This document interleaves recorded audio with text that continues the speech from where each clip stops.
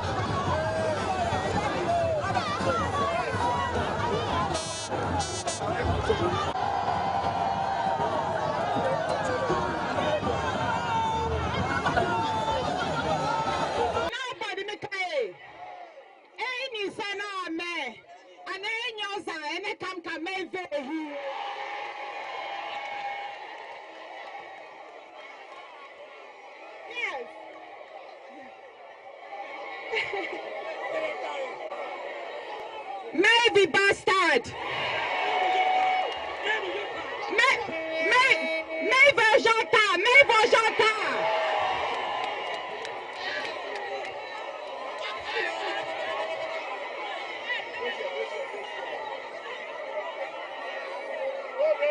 Oh, Zenini. I'll repeat what I said in English. I said, nobody and nothing can stop me from coming home. I am an Ebira woman. This is my land. I am the daughter of late Dr. Jim Abdul-Akpoti. I know my roots. I am not a bastard, and I am not afraid of anybody. I am not afraid of anybody. This is my home. And I want to thank every one of you. The past few weeks, running into a month, have been one of the most difficult and challenging for me. But I saw the love and the support. I saw your prayers, and they have kept me strong. When people say, she's an Ebira woman, she's stubborn, I say, we are not stubborn for nothing. When an Ebira person, we don't like being cheated. You cannot cheat an Ebira person and go away from it. And then you're like, enough.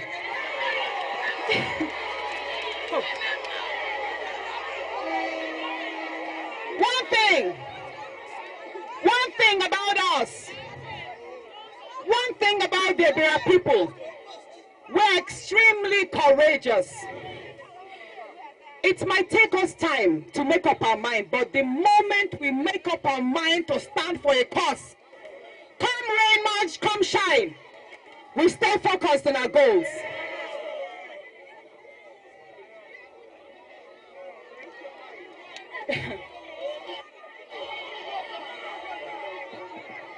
I don't know if it's my husband, the Alema of Ori Kingdom. Is he here? Where is he?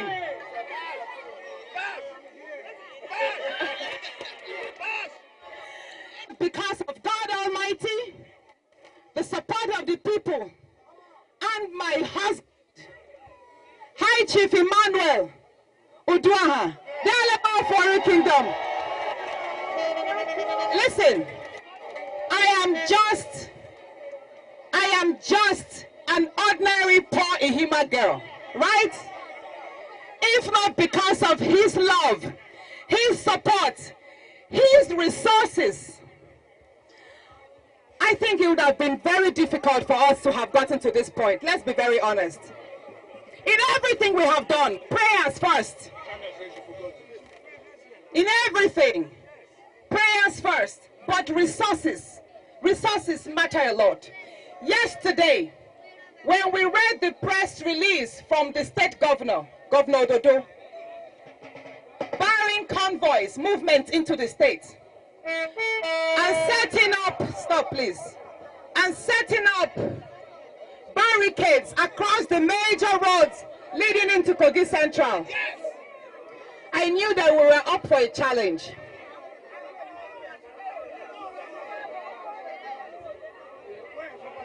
Oh, Zenini now.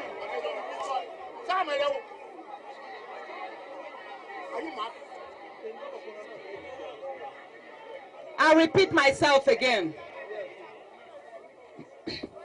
In everything we do, we put God first. And we communicate our needs to God through prayers. But then we also have human beings.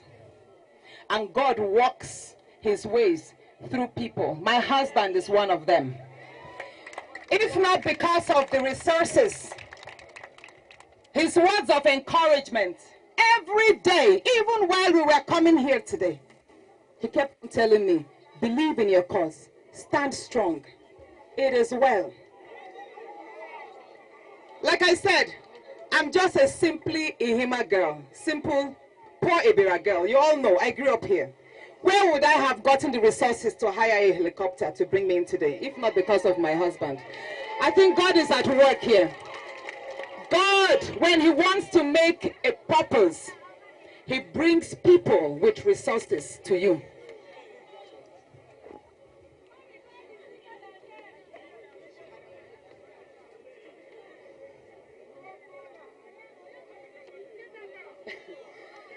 Yesterday, when we read on the news that rallies, gatherings will not be allowed, that roads will be blocked, convoys leading into the states will not be allowed, I knew that we were the target. But then I said, this is not political season, this is not campaign time. We are not having a rally. This is just me, the senator representing Kogi Central, coming down to have people to celebrate this festive time, the Salah, with you. And there is nothing wrong in that. I am breaking no law. This is Nigeria. We have the right to be free, to express our choice in gatherings and celebrations. We have course, no, stop please. I can give you the microphone to talk.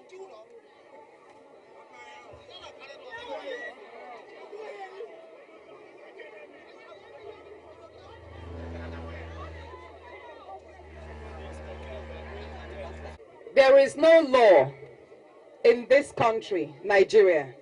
There is no law in the Constitution that prohibits me from coming home to celebrate Salah with my people. There's no law at all. And therefore I knew that even though I am not a lawbreaker. I appreciate the powers of the governor.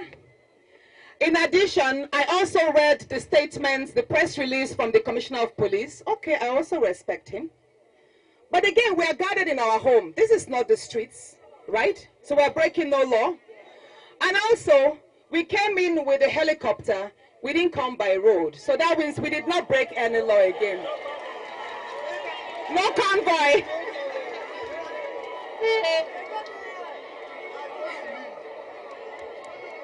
But now let's get to something very important. Let's get to something very, very, very important. On the 23rd of February, listen, Arihin, this is very important now. On the 23rd of February, was it 23rd? No. 28th of February, 2023. On the 28th of February, 2023. You all voted for me across party lines. You lined up in the various polling units and you voted for me to emerge as your senator, right? You were not forced. Your votes were not bought. You stood under the sun to cast your votes for me, Natasha, right? So that I will represent you in the National Assembly as a senator, right? Don't let anybody steal that from you. Don't let anybody steal your representation away from you. The entire country is suffering from bad leadership. The only reason why I have been persecuted so much in the past 1 month is because I dared the bad, corrupt system. I refuse to do things the way they usually play politics. I refuse to be silenced. The past it's been a year and 4 months, right? Yes, I was sworn in November 2023. So that makes it a year and 4 months, about 5 months, a year and 4 months, yeah. It has not been an easy journey. It's just that I had it all, I kept it all inside. It's not been an easy journey. The empowerments you saw here, the police stations that we built, the schools we're rehabilitating, the numerous water projects, it had to take a whole lot of lobbying amongst my colleagues, ministers, and many others to get this project to you. It's not as if they were given on the platter of gold. I went out there in Abuja and I worked for you. I used the office that you gave me to work for your good. But as I worked, I created enemies. As I worked diligently, as I brought the dividends of democracy to you, I created enemies among some of my colleagues. There were some that felt I subjected them to ridicule. They told me, Natasha, your empowerments, by your empowerments, you're making our constituents insult us. So I kept on apologizing to them. Distinguished, I'm sorry, that's not my intention. Distinguished, I'm sorry, that's not my intention. But in my heart, I knew that I had promised that I would spend every day working in Abuja for your good. And even though I apologize for them, I will not apologize for bringing good to you.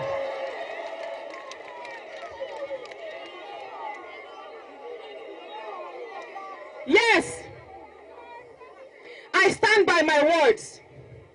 I was harassed by my Senate president, who thought it was normal for him to get what he wanted. A beautiful woman, I want you, so I should have you. But he didn't get that through me. Ebira women are not cheap. Ebira women are women of dignity. You might see an Ibira woman, if she's divorced because she just did not feel connected to that marriage, but that does not make her a bad person.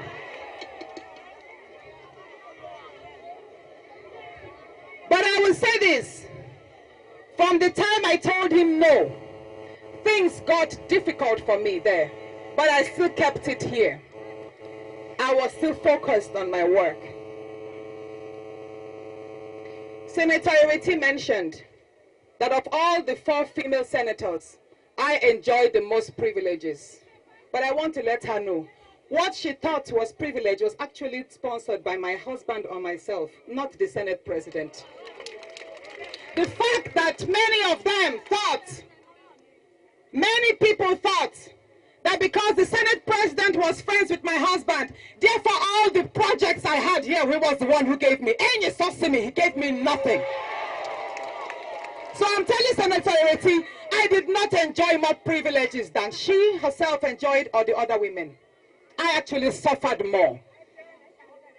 But because I did not want to put out my pain, I wanted to keep that harassment in secret.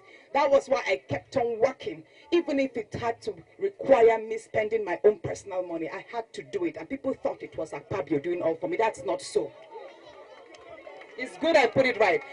But the peak of it happened on the 30th of January.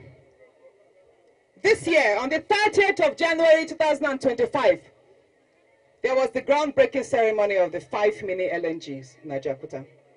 That project angered him, and I'm saying it on camera. He got very angry, and he called a number of people in the cabinet, questioned them.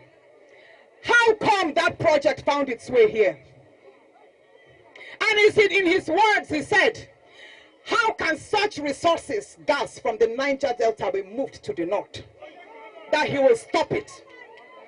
And I will prove to you what he did. After the Senate President removed me, by the way, it is because of the 5 LNG projects that Akpabio removed me from the Committee of Local Content. Because he said, ever since he made me as the chairperson of Local Content, I have used that office to promote the North. That was what he said. So 5 days after the groundbreaking ceremony, he removed me from the committee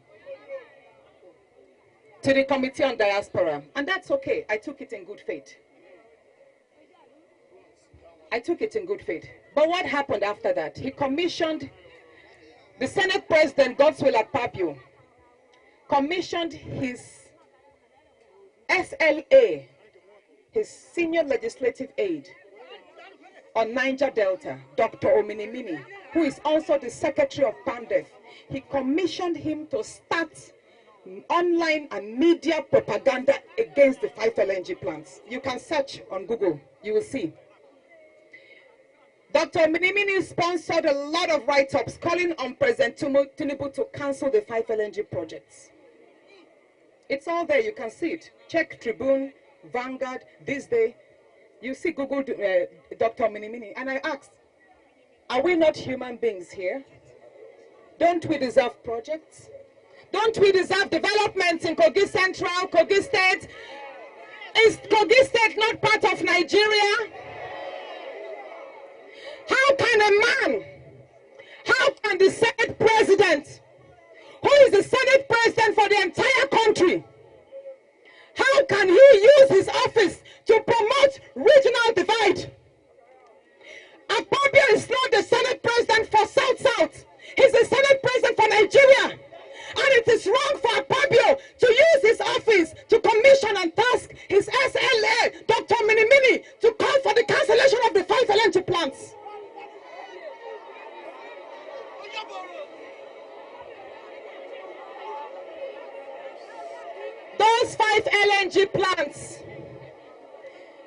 Those 5 LNG plants were approved by President Bola Ahmed Tinubu. And for the fact, please, can you give him the applause? Yes. The five mini LNG projects They were approved by an executive order of President Bola Ahmed Tinubu. Akpabio does not have the power to stop it. Akpabio does not have the power to stop that project.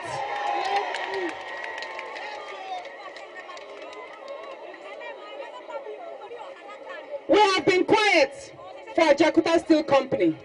But you know what? In the 1 year and 4 months I have spent in the National Assembly, I understand why Ajaokuta Steel Company is not working. Because of many interests. Nigeria is such a country that once you take one progressive step forward, you have 5 dragging you backwards. Especially when that project is in a land that people feel does not deserve of anything progressive. Sometimes I wonder, if Ajaokuta Steel Company is in Lagos, will it stay moribund? No.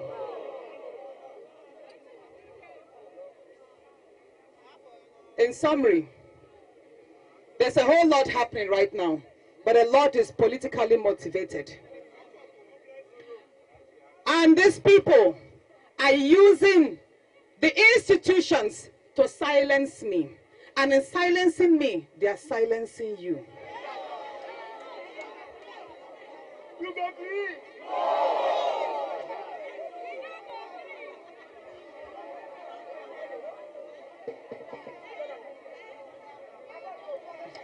On the 20th day of February, was the day I protested the move of my seat.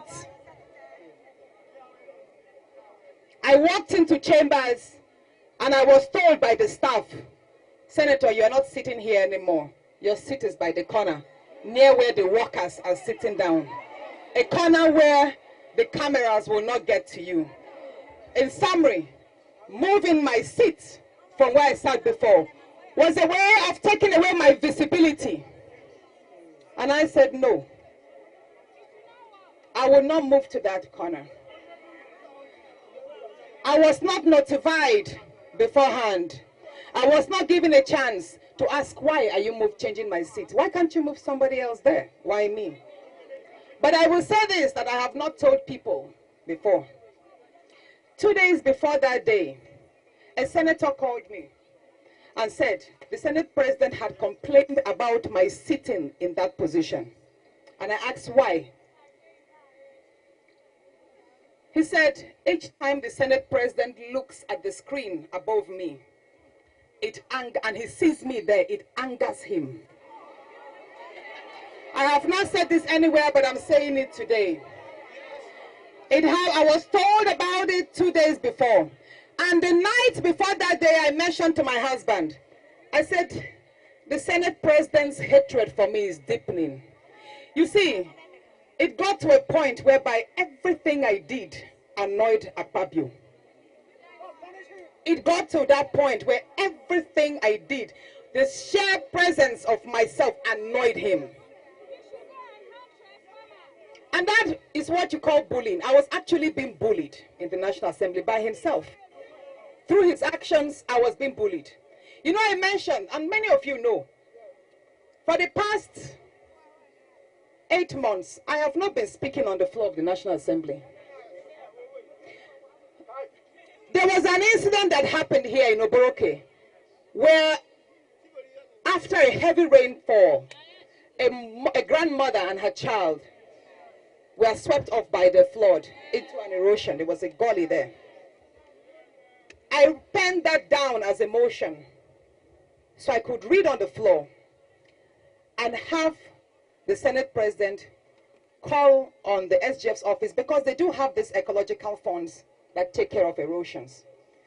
I penned that down. Twice I wanted to present it, he refused me. So what does that mean?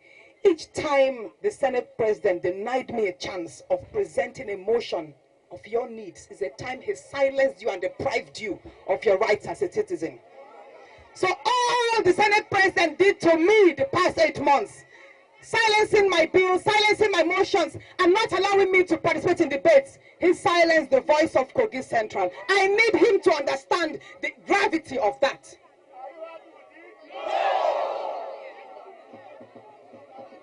So I was suspended.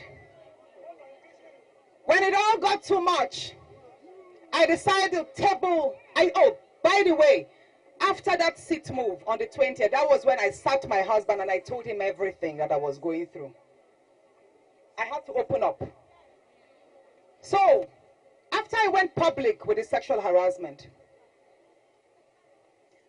the day after I tabled the petition, I was suspended. I tabled my petition on the 5th of March, 2025. On the 6th of March, I was suspended for 6 months. And they say my suspension is on the grounds of gross misconduct.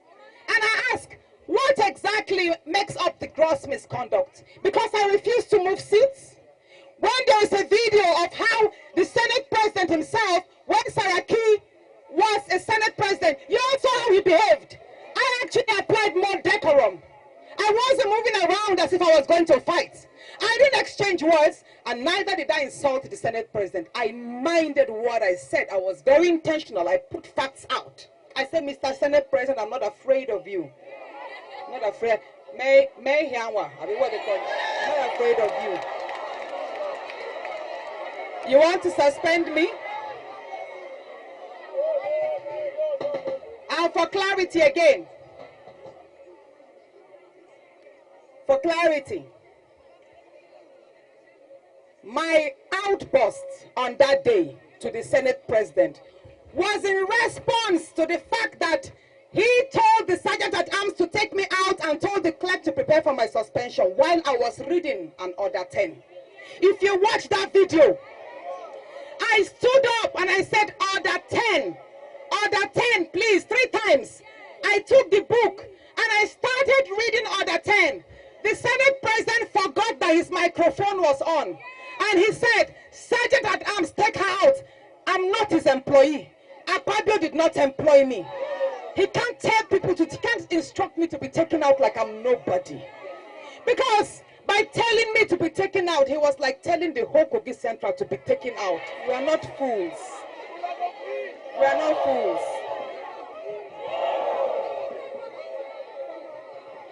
In addition, while I continued reading the Order 10, the next thing he said, clerk, prepare for her suspension. What does that tell you? He had been looking for a means of suspending me. He has been looking for an opportunity to get me out of that place. What that means is that my suspension was premeditated. It was planned. He had conceived it and was looking for an opportunity to strike at me. Because when they say I was suspended for gross misconduct, I'm like, we have seen senators fight. We have seen videos where senators will insult themselves and tear their clothes. Were they suspended? So what did I do to warrant being suspended? Anyway, then I will say this, and I'm saying this openly as well.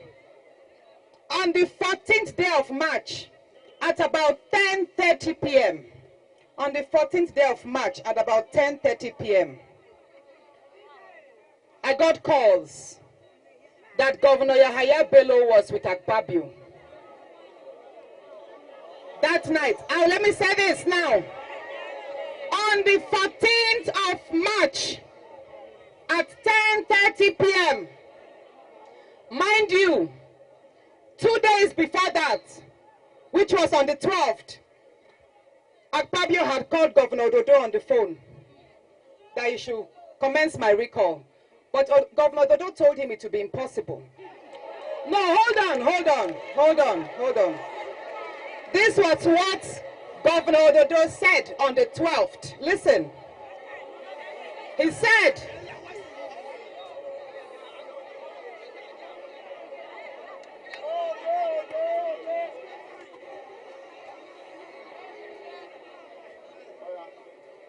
on the 12th of March, Akpabio spoke to Governor Dodo to recall me. But he told him to be impossible because the masses are with her, the people are with her. But Akpabio was not satisfied. He then sent for Yahaya Bello. And it was actually Senator Asukwo from Cross River that drove Yahaya Bello from Hilton Hotel. I was informed of everything. And when I got to know, hold on, the meetings was in two folds. He told him to commence my recall. And that he was going to fund it. Of course, monies changed hands that night. The second thing he told him was that he should try and kill me. I didn't make this public, but I wrote to the IG of police. And Akpabio told Yahaya Bello, I am standing by what I've said. He told him that he should make sure that killing me does not happen in Abuja. It should be done here. So it will seem as if it's the people that killed me here. I didn't make that public, but we did notify the security agencies of that. I called on the media houses. I called on This Day, I called on Punch, I called on a number of parties that I know. I tried to get them publish the information ahead of time. That look, this is the nature of the meeting. They are going to commence my recall. But of course, the print media, if you don't have evidence, they will not be able to put it out. So they said, Natasha, do you have any evidence that your recall is being planned? I said, I don't have any evidence, but I know that the meeting took place and this was what transpired. But you see, 3 days after, the recall started and they called me, oh, you said it. I said, I did tell you that this was going to happen. But what is it now for us? We saw what happened. They came around, deceived our women that there was an empowerment program going on.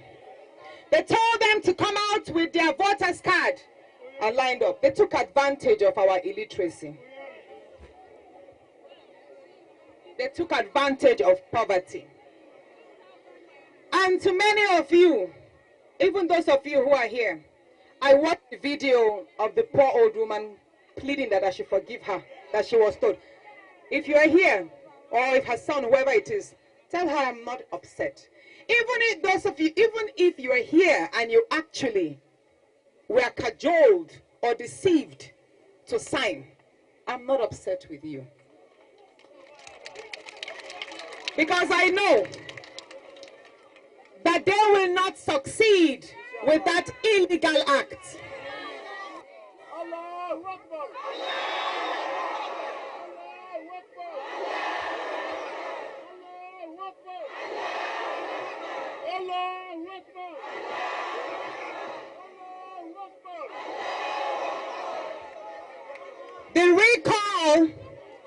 The recall will not be successful by the grace of God.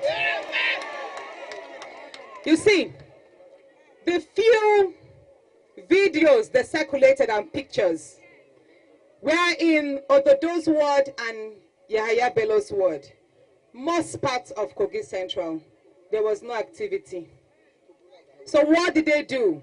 They went into some rooms and assembled a few of them and started filling in the petitions themselves. That was what they did. And I believe INEC has been notified of this. And this actually is another litmus test on INEC to redeem its image. The recall.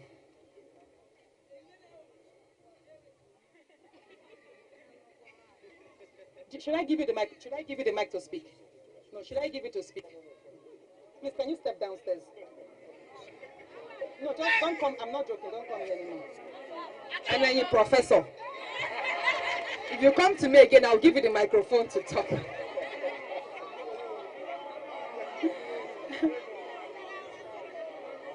So like I said, the whole country and the whole world is on INEC. The nature in which the petitions, 250,000, really? 250,000 here in Kogi Central came out in just about how many days? 3. In 2 days? In 2 days, 250,000 people came out to sign petitions for the recall of the most performing senator in Nigeria. Are they for real? And then you're right. Here's one I go.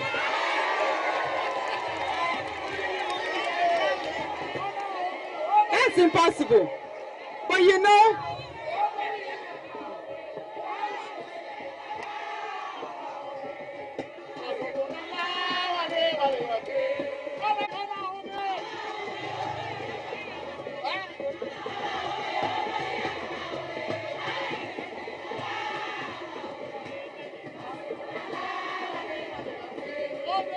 oh, say thank you, thank you, thank you. But you know, this is Nigeria. This is Nigeria. And we're a country trying to strengthen our institutions. But so far right now, our institutions, when I mean institutions, the judiciary, even the security arms, agencies, and INEC itself, they are not perfect. And when something is not perfect and working optimally, that means there are rooms for some, should I say, misadventures to take place. So we must not fold our arms. We have seen, from my own personal perspective, what I see INEC doing is aiding and guiding the petitioners on how to perfect their illicit acts. The first time the petition was submitted, they didn't have address, phone numbers, and all of that. So INEC went out to guide them on how to submit information that will perfect their petition. And what did they do? The petitioners who were from the other party, the APC, now submitted a letterhead. What's the name of it? Kogi Central Political Frontier, yes. And the address there was number 4, Oboroke. That address does not exist. And we ran a check on the status of registration of the association which sponsored my recall, Kogi Central Political Frontier, and the CAC report came negative that that association is not registered. So I'm still waiting. I'm wondering why INEC has not yet made a statement to that effect, or sent people down to Oboroke here, which is just 5 minutes away, to ascertain whether that address is real. Or have we stooped to the point whereby fictitious, non-existing associations and individuals can call for the recall of a senator? Are we in a kangaroo country? We should not allow that. So now, I don't know whether the process will be stalled, but we are in courts as well. Also, I don't know when they will come down here to verify you. But I will say this. If the time ever comes for the verification of the 250,000 people that signed for my recall, I trust that you will do right. I trust that you will speak, that you did not... What's going on with that car? It's overheating. Tell him to turn it off. Tell Bemi to come out of that car and switch off. Bemi, please come out of the car. Look at what's going on.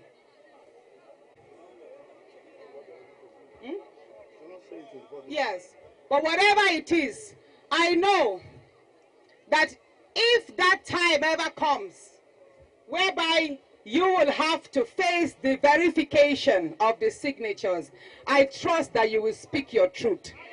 That you gave your mandate to Senator Natasha Akpoti-Uduaghan, and you are not ready to lose her as your senator till the year 2027. And if we decide to continue, we will still win again if we decide. Because we know what we want.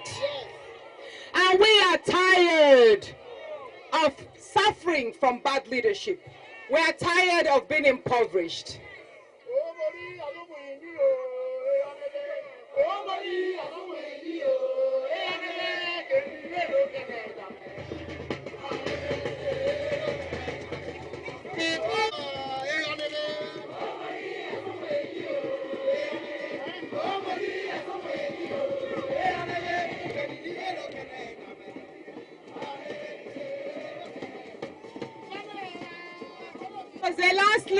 Firstly, example. I'll give you, two examples. Two examples of how corrupt the institutions are. And that even the good people in this institution that are trying to resist corruption, how they get punished and intimidated. On the 25th of March, that was just last week Tuesday, was supposed to be the final hearing and decision on my suspension at the Federal High Court. You know, we went to court on the suspension. So the judge, Justice Egwato, was supposed to sit, take all the pleadings and decide, which I believe would have been in our favor. And that means we would have had the suspension quashed, and I would have resumed the duties at the Senate. But what happened? As soon as the judge resumed, he recused himself from the case. What that means is he withdrew from himself from the case. And why was that? The moment the case was assigned to him, the Senate President wrote a petition against the judge. Wrote a petition to the NJC and the DSS. And we all know why. Maybe the judge refused to play game, and that's why they wanted to take him out. But what I got to know, allegedly, is that the night before the Tuesday, which is Monday the 24th, that some threats were made, and that was why the judge recused himself. Allegedly, I heard so. So what does that tell you? Even though we say judiciary is corrupt, there are some good heads in the judiciary. But again, these good people, they get harassed and intimidated to do bad things. In a way, I would say, God bless Justice Egwato, even though I wish he did not recuse himself. I wish he had the courage to just sit that day and determine the matter on merit. But God bless him anyway. Our case has been assigned to another judge, forgotten her name, a lady. Justice Nyako, yes, Justice Nyako. And one more thing I was going to say, yes. You see, the fact that we have leaders, when a person is appointed to a leadership position or elected to a leadership position, that does not mean that they are absolutely right in every decision they make. I was suspended for 6 months, which is against the Constitution. Nigeria's Constitution does not allow the suspension of elected officers. But again, the Senate says it is guided by its rules. But what does the Senate rule provide for suspension of senators? 14 days. It says maximum 14 days. Today is the 26th day. So who else, between myself and the Senate President, Dr. Akpabio, who is in gross violation of the Senate rules? Is it not himself? You see, here you have those in authority violating the Constitution and playing God through abuse of power. That is what is happening. My suspension, not only is it illegal, because the signatures that were used attached to my suspension were all attendance sheets. They were not signatures that were generated by senators themselves. It was an attendance sheet that they attached to the suspension report. So that suspension itself is saddled with lots of irregularities. And it amounts to gross they themselves, the entire team that sat on it, and the Senate President, that he was a judge in his own cause.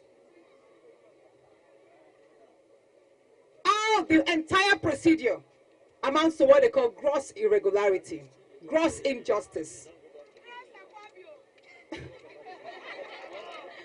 I know that in the fullness of time, God is going to turn around that for our victory. You see, lies may tarry but for a while. Truth will always prevail.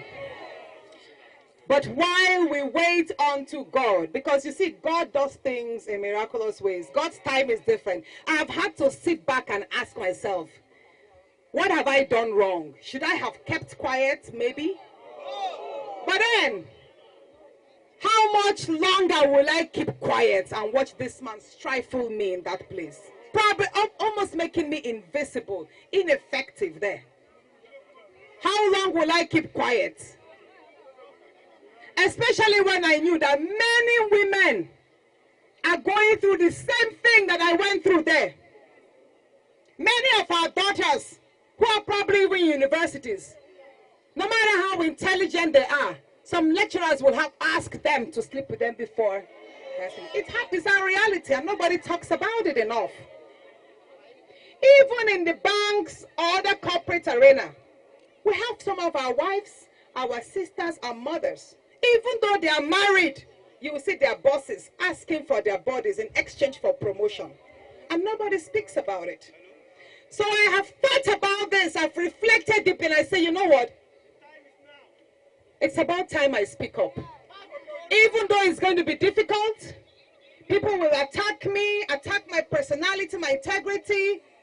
But you know what? I have spoken the pains, silent pains of many women. And I'm proud I did. Because next time, it will be easier for another woman to do so. And hopefully one day, we will have stronger reforms and laws that will protect women in political spaces, in corporate arena, or in schools everywhere. Our women will feel safe, whether they are married or not. So this is a journey not just for myself, but for all Nigerian women. And I'm grateful for your support. I'm grateful for your love. It's not over yet. Let's join hands together and resist the evil intentions of those that did not vote for us, who think they have the right to recall us. No, we will tell them no. We love Natasha as our senator, and we appreciate the good deeds she's doing. And we are connected with her in this journey of progress and economic development. And we will continue praying to God for guidance, for strength, and ultimately peace in our lands. Happy Salah. Happy Salah, everyone. Oh, are you happy with the suspension?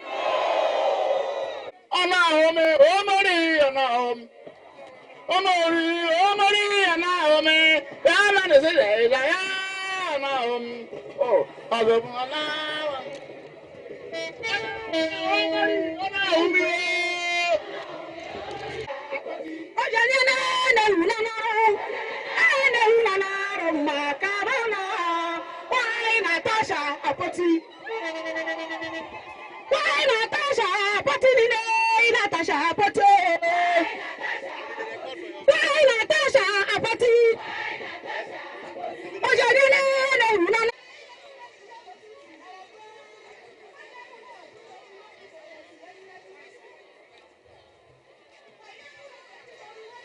Today being the 1st of April 2025, I came here after being away from home for 2 months, and amidst all the chaos and the controversies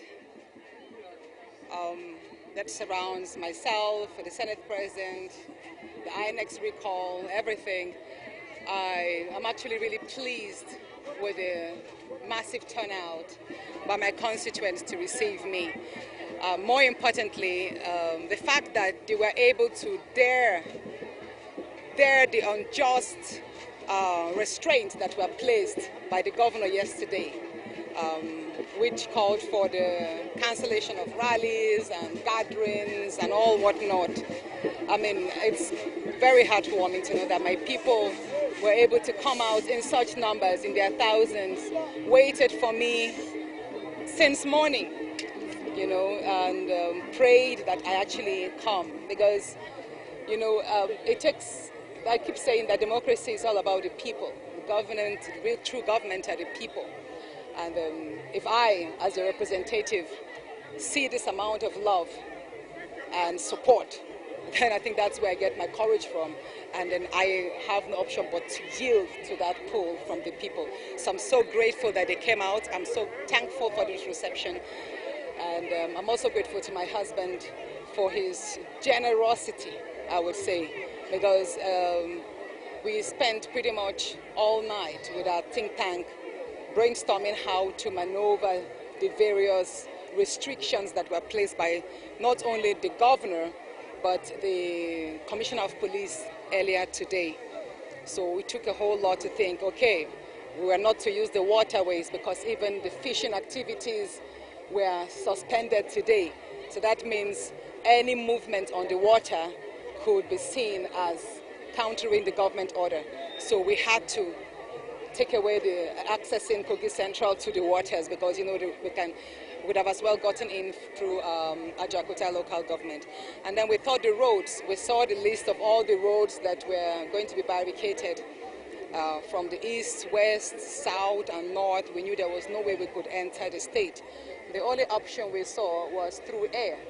And then immediately we began to make efforts towards that. So, like I say, it takes a whole lot of resources, courage, support from the people, and God Almighty to have made this possible. And I thank God because at the end of the day, it just shows that, you know what, against all, people must find the courage to dare unjust situations.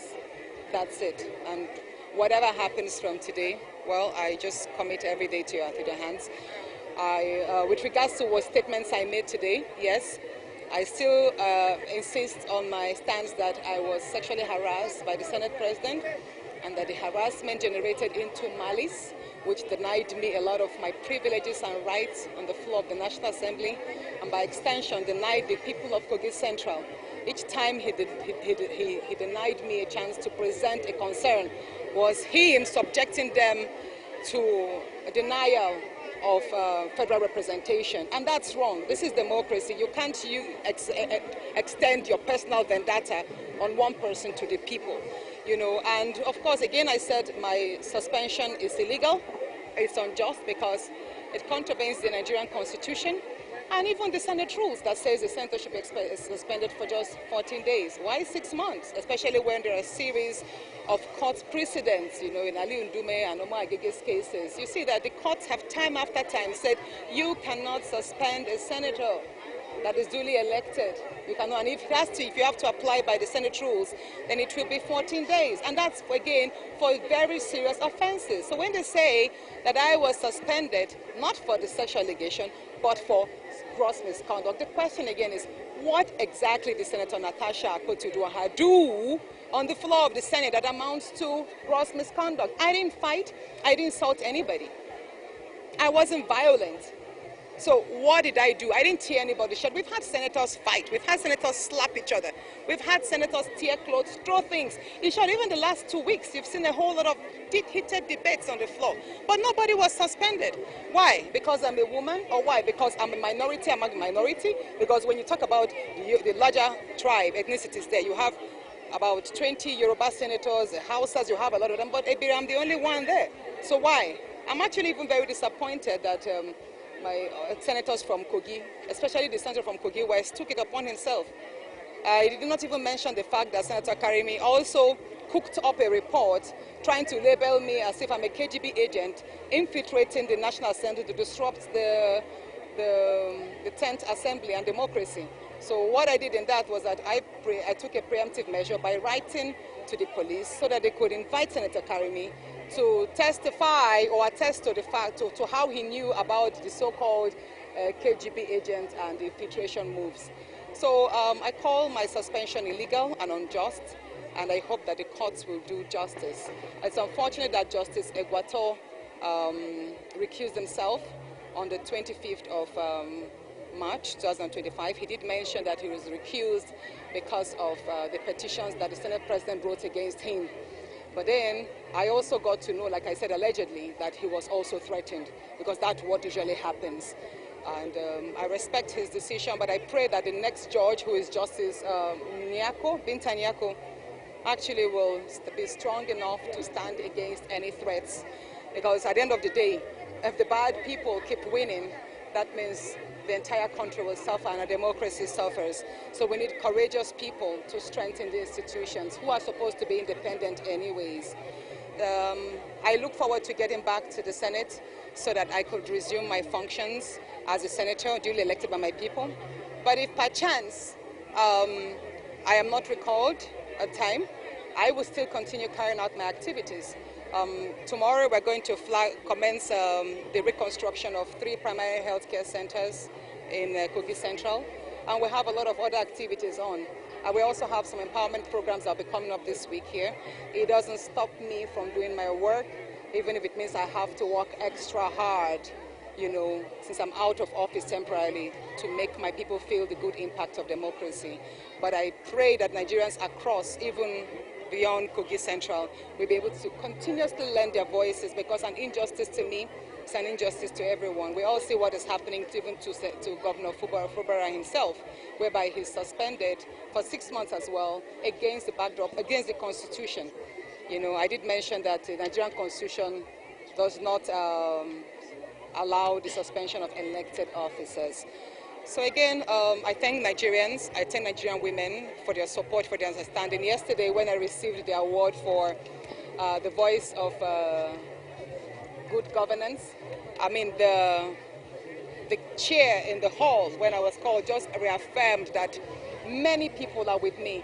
Many women across Nigeria are with me in this fight for justice on the sexual harassment part, because many women are actually facing this ill, but they cannot just speak up. And most of these men, some of the men actually who criticize me, I will tell them, well, they should go home, call their wives, call their daughters and ask them. They will be surprised what their wives and daughters will tell them that goes on in workplaces or in the learning institutions.